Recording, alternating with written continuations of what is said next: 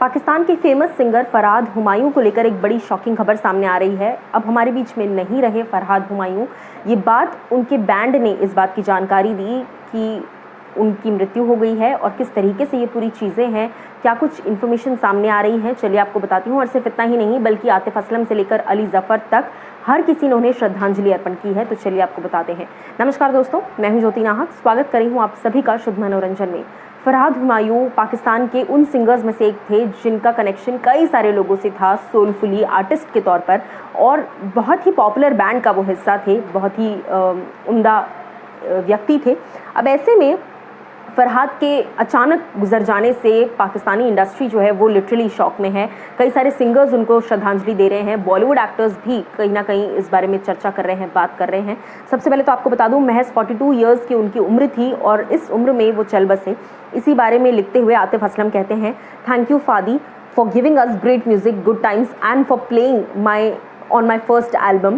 Buddy, I was thrilled about our collaboration. I have finished the lyrics as well, but I didn't know we won't be able to make it happen.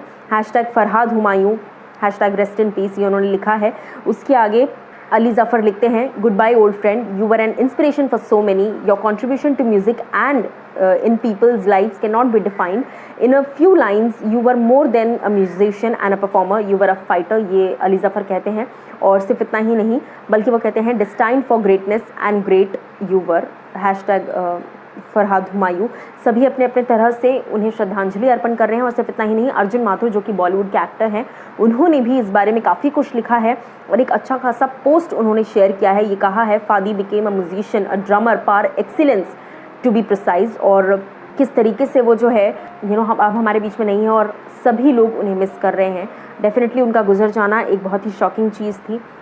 क्या कुछ आप लोग कहना चाहेंगे हमें ज़रूर बताइएगा। लेकिन उनका जो बैंड था, उस बैंड ने सोशल मीडिया पर इस बात की जानकारी देते हुए काफ़ी कुछ लिखा है।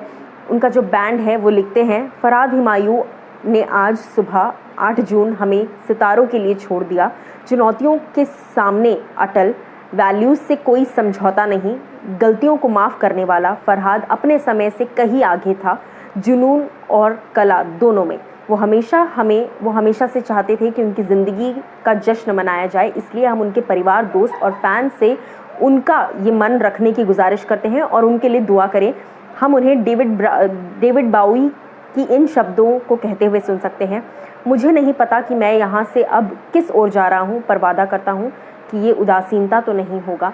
कहीं ना कहीं एक बहुत ही जिंदा दिल किस्म के व्यक्ति थे और उनके बैंड ने इस बात को कहा है कि हमेशा हमने ये चीज़ मानी है। फरहाद भी यही चाहते थे कि उनके जाने के बाद कभी कोई उदासीनता नहीं रहे, और वो चीज़ हम आपसे भी रिक्वेस्ट करते हैं। हालांकि वो हमें छोड़कर अब चले गए हैं।